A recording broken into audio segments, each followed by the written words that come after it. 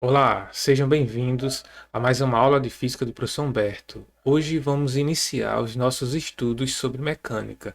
Assista o vídeo até o final.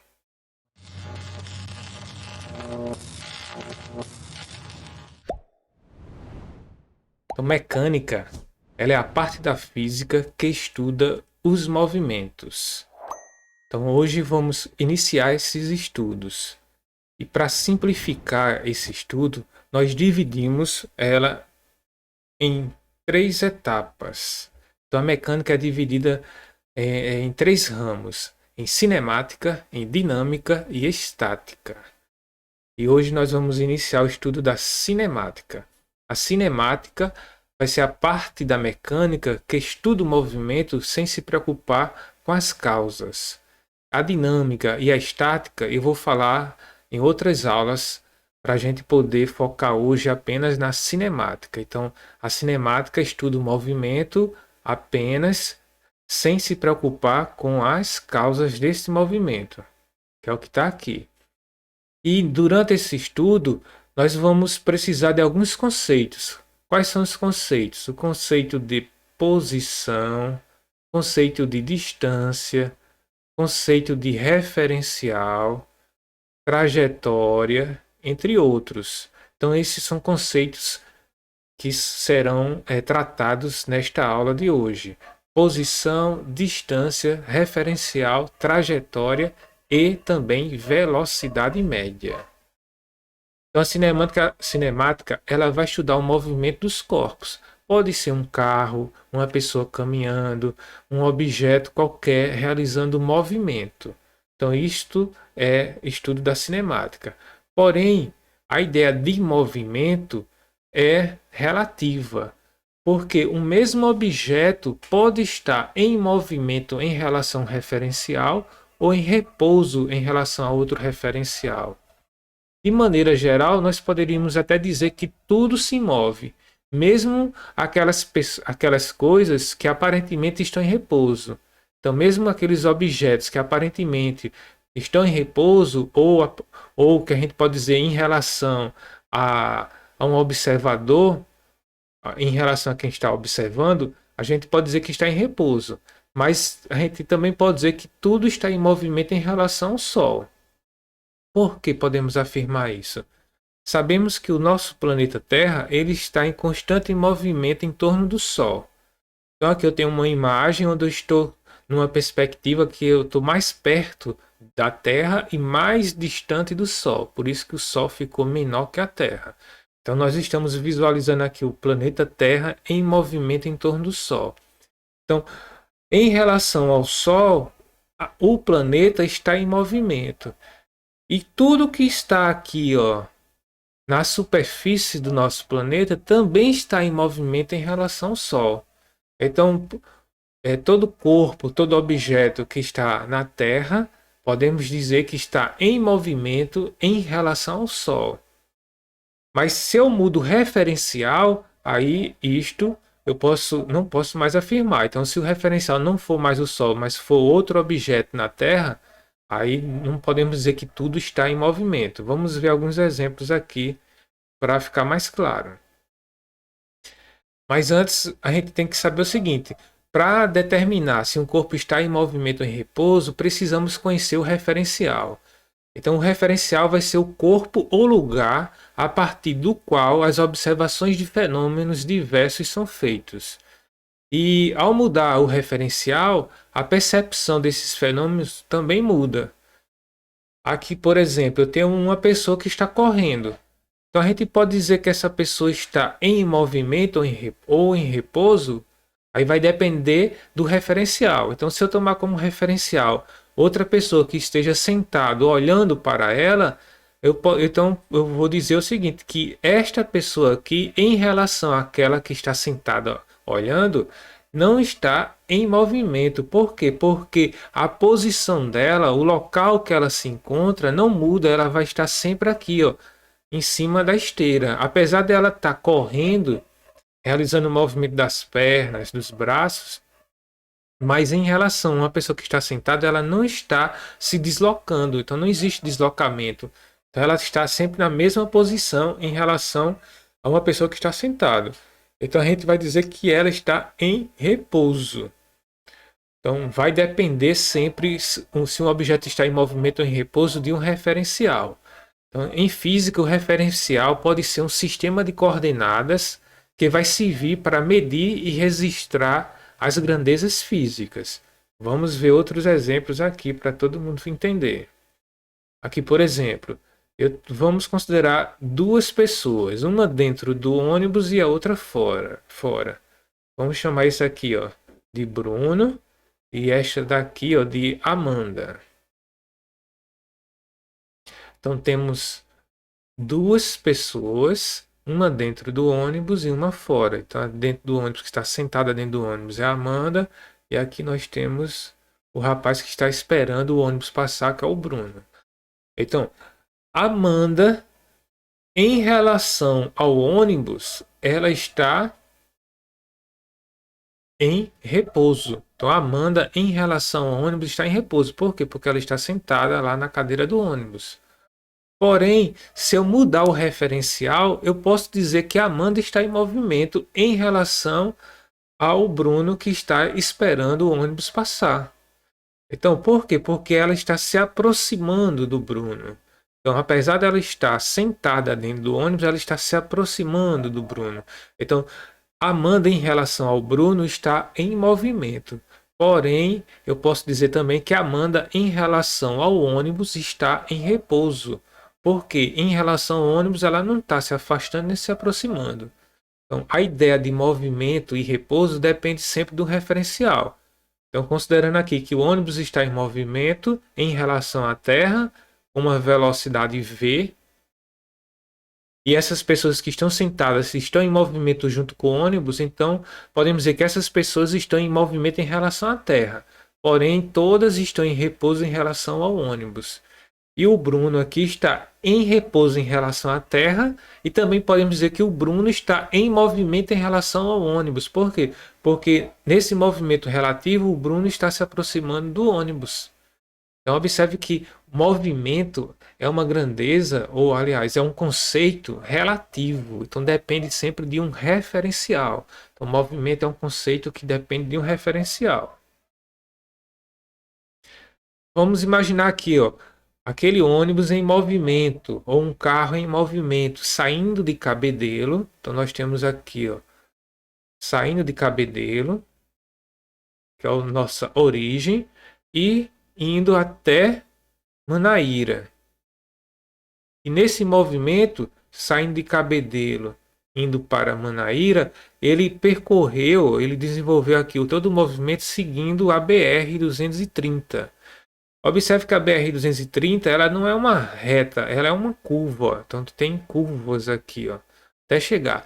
Esta linha que representa o caminho desenvolvido do carro saindo de Cabedelo até Manaíra, nós vamos chamar esta linha aqui, ó, que representa o caminho, de trajetória.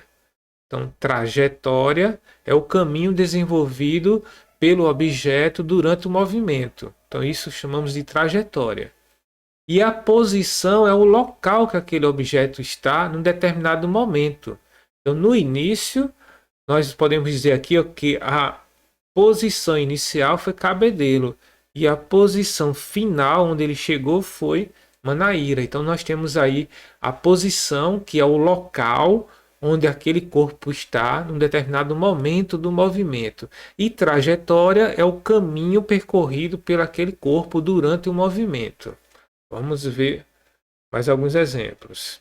Temos aqui o carro saindo próximo de Cabedelo e indo para Manaíra. Vamos dizer que ele não saiu exatamente de Cabedelo. Cabedelo, para quem não conhece, é a BR-230, o quilômetro zero começa em Cabedelo. E essas placas aqui, ó, elas representam exatamente a posição do carro ou do ônibus durante o movimento em uma BR. Então toda BR tem essas placas indicando o marco quilométrico ou quilômetro que a pessoa se encontra naquela estrada, naquela BR. Então o quilômetro zero é em Cabedelo e vindo de Cabedelo para João Pessoa, você vai observar essas placas no canteiro da pista e essa quilometragem vai aumentando. Então vamos dizer que o carro saiu inicialmente dessa posição aqui, ó, que é a posição 5 quilômetros, e foi até a posição 15 quilômetros. Vamos dar nome a essas posições aqui, ó, para facilitar. Vamos dizer que a posição inicial foi A e a posição final foi B. Então ele saiu de A e foi para B. Então saiu do quilômetro 5 e foi para o quilômetro 15. Então durante esse movimento ele ocupou algumas posições. Só que a posição inicial, que nós vamos chamar de S, A, foi 5 quilômetros. Não significa que ele andou 5 quilômetros. Significa que naquele momento ele estava na posição 5 quilômetros. E chegou na posição 15 quilômetros. Então, nós temos aqui, ó, as posições iniciais e finais. Conhecendo as posições iniciais e final, as posições, né, inicial e final, nós podemos determinar a distância que ele percorreu, que nós vamos chamar de ΔS, variação de espaço. E a definição do ΔS é o espaço final menos o espaço inicial. Então, fazendo essa subtração, nós vamos encontrar aqui, ó, ΔS igual a 15 menos 5.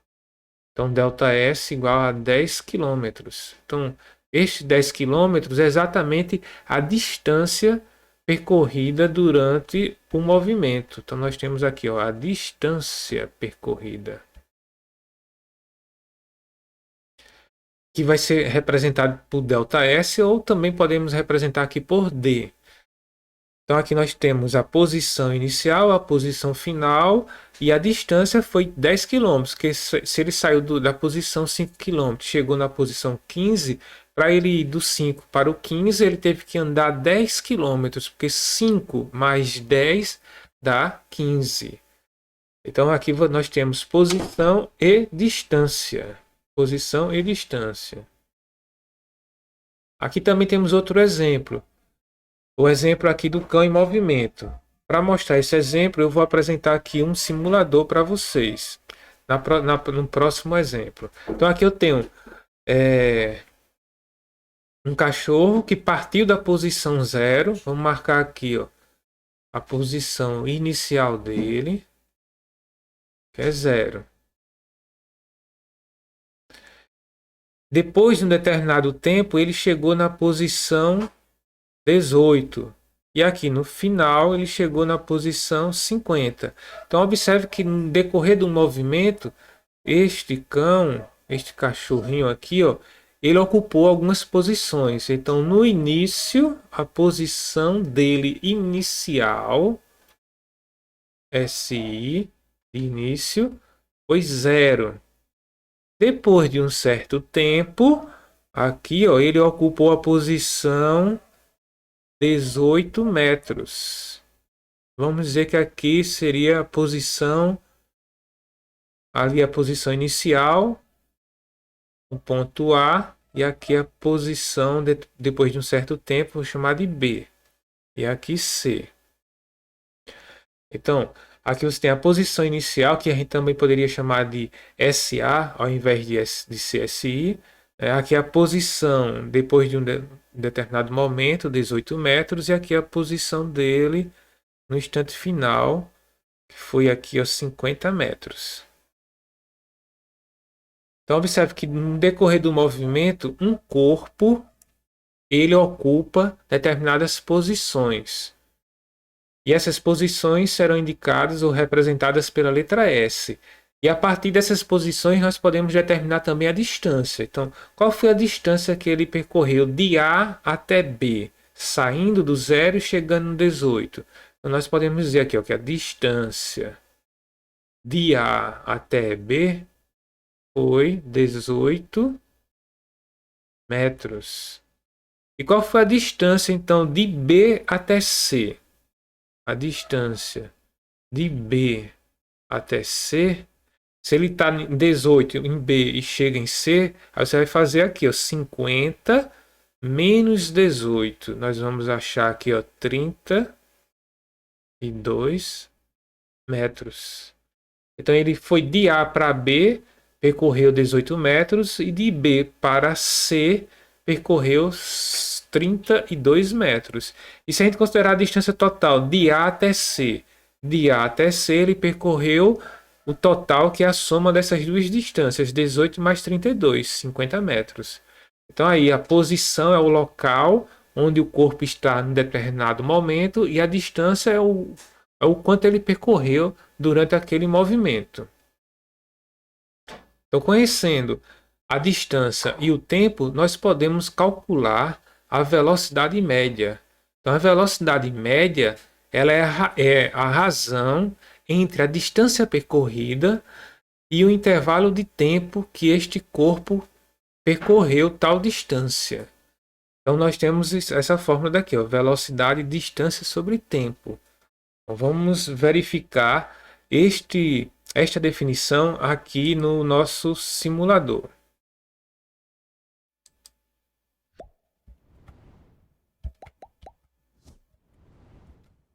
Então, nós temos aqui nosso simulador. Então, esse simulador é chamado Modelos. Então, nós temos dois carros, dois Fuscas, um azul e um verde.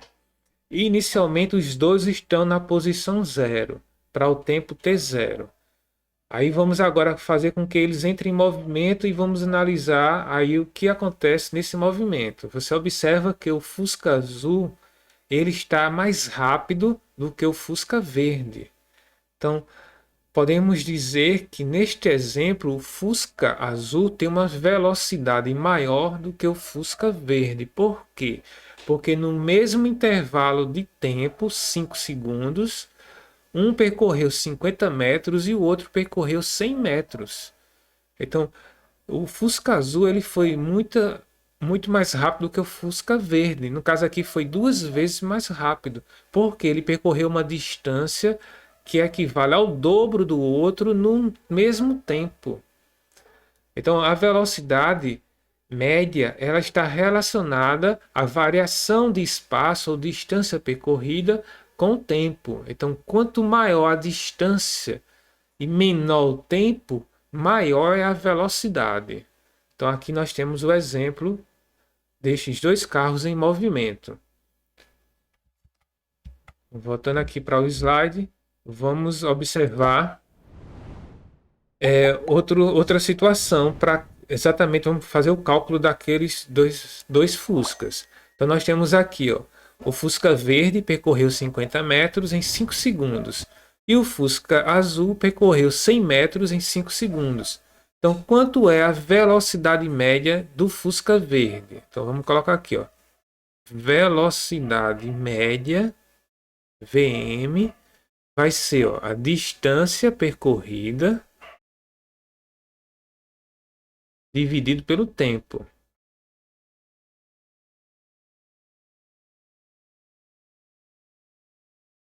Então, quanto foi a distância percorrida pelo carro verde? Nós temos aqui, ó, 50 metros. E o tempo que ele gastou? 5 segundos. Então nós vamos encontrar aqui, ó, a velocidade média, 50 dividido por 5, 10. 10, a unidade da velocidade vai ser sempre a unidade do comprimento ou da distância dividido pela unidade do tempo. Então nós vamos ter aqui, ó, 10 metros por segundo. Vamos agora fazer o cálculo do Fusca azul. Velocidade média será igual à distância percorrida pelo carro azul. No caso aqui foi 100 metros. Dividido pelo tempo que ele gastou, que foi 5 segundos. Então nós vamos ter aqui, ó, 100 dividido por 5, velocidade média igual a 20 metros por segundo. Então observe a diferença aqui entre as velocidades. Um teve velocidade igual a 10 metros por segundo e o outro teve velocidade igual a 20 metros por segundo. Por isso que a gente disse lá no simulador, que o carro azul ele estava mais rápido do que o carro verde porque ele percorreu uma distância maior no mesmo tempo. E fazendo o cálculo, a gente confirma realmente que a velocidade do carro azul, a velocidade média dele, foi o dobro da velocidade do carro verde, a velocidade média, que é diferente da velocidade que a gente verifica lá no velocímetro do carro, que nós vamos comentar na próxima aula. Isso que nós vamos chamar essa velocidade de velocidade instantânea. E vai ter uma diferença da velocidade média e da velocidade instantânea. Então, desejo a todos, né, bons estudos e até a próxima aula.